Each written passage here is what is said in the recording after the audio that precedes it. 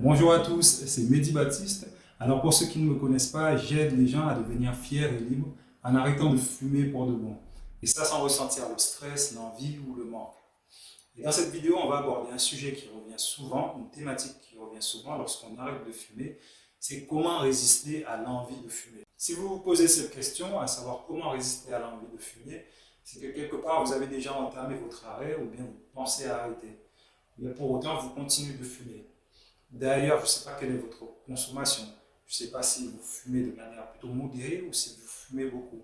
Je ne sais pas non plus si vous êtes arrivé au point où fumer est devenu tellement quelque chose d'automatique, d'ancré dans votre quotidien, que vous ne pouvez pas vous empêcher de fumer. Et quand on a une consommation plutôt forte, il arrive souvent que lorsqu'on fume, on ait des palpitations, on ait des maux de tête. Et à ces moments-là, on commence à s'inquiéter pour sa santé. Et peut-être même bien en amont. Parce que quelque part, dès le moment où vous pensez à arrêter de fumer, c'est qu'il y a une intention dans votre esprit qui est posée. Alors comment résister à l'envie de fumer? La majorité du temps, ce que vous pouvez voir dans les groupes de soutien, c'est lorsque vous avez une envie, c'est d'utiliser un patch, d'utiliser un substitut pour y pallier.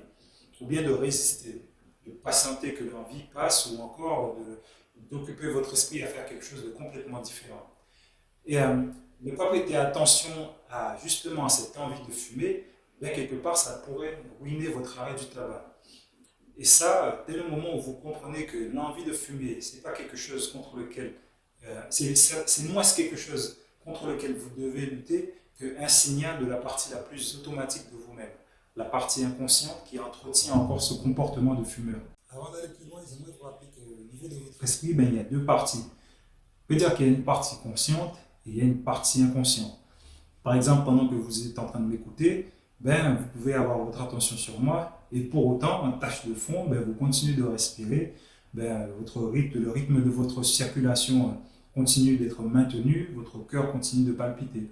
Et vous n'avez pas de besoin de réfléchir à quelle manière ça se fait parce que ça se fait de manière automatique. D'une certaine manière, ce comportement de fumeur et tout ce qui est associé, à savoir l'envie de fumer, à savoir le manque que vous pouvez ressentir ou bien les pensées que vous pouvez avoir par rapport à la cigarette, c'est devenu quelque chose d'automatique.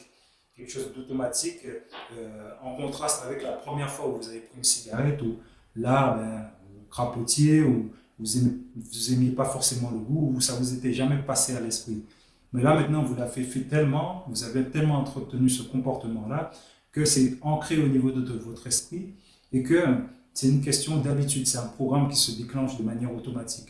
Si fumer justement est quelque chose un comportement inconscient, on peut dire que à partir du moment où vous prenez la décision consciente d'arrêter de fumer, mais quelque part, ce que vous allez faire, c'est que vous allez tenter de rééduquer vos automatismes. Vous allez tenter de rééduquer vos habitudes, à savoir vous allez arrêter de fumer, vous allez retirer dans votre environnement tout ce qui potentiellement peut rappeler la cigarette.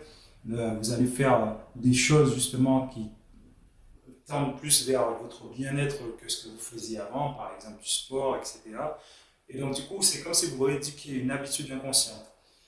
Et c'est ce qui peut être problématique, c'est que au final, cette habitude elle est tellement ancrée dans votre cerveau que malgré le fait que vous continuez justement d'être discipliné par rapport à votre arrêt et de continuer de faire preuve de volonté, cette habitude automatique, elle va continuer d'envoyer des signaux.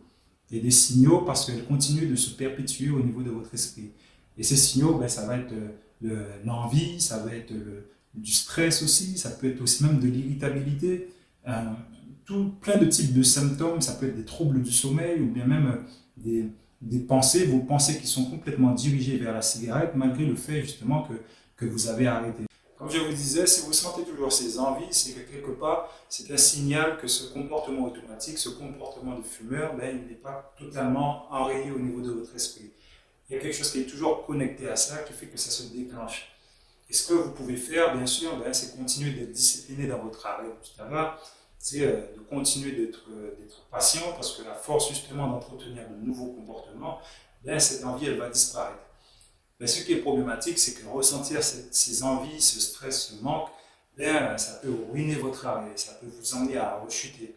Et ça peut justement faire aussi que vous ne vous considérez pas totalement comme non-fumeur parce que vous avez toujours des pensées pour la cigarette, Vous avez toujours ces envies-là, ce que vous aviez lorsque vous fumiez. Et donc, du coup, deux choses que vous pouvez faire par rapport à ça, comme je vous le disais, c'est rééduquer, donc continuer ce que vous faites, d'être discipliné. Ou autre chose aussi que vous pouvez faire par rapport à ça, ben, c'est simplement de reprogrammer votre cerveau. Et ce que je veux dire par là, c'est d'aller trouver au niveau de votre esprit le déclencheur qui fait que ce comportement-là ne s'est pas totalement détaché. Que tout ce qui est associé justement à ces envies, au fait que vous fumiez, voir qu'est-ce qui est encore connecté par rapport à ça.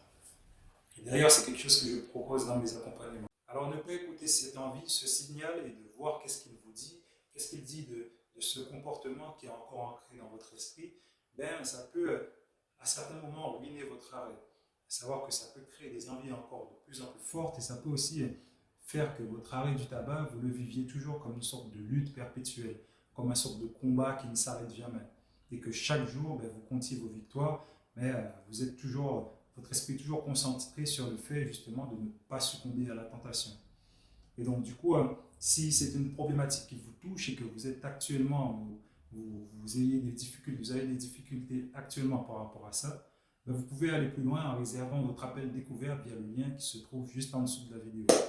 Quant à moi, je vous dis à la prochaine.